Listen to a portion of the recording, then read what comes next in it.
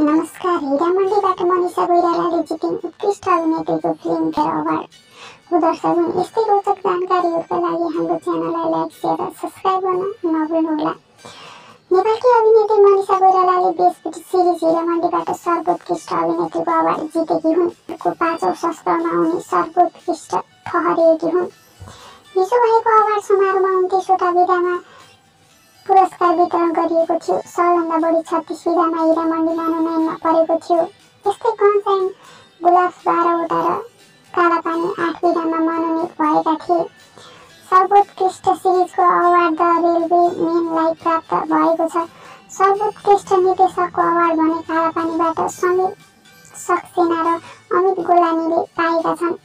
Guns and गुलाब्सका राजकुमार राव कमेडीतर्फ सर्वोत्कृष्ट अभिनेता ठहरिँदा ड्रामातर्फ the Telugu स्टोरीबाट Gagan देवले सर्वोत्कृष्ट अभिनेताको अवार्ड पाएका हुन्।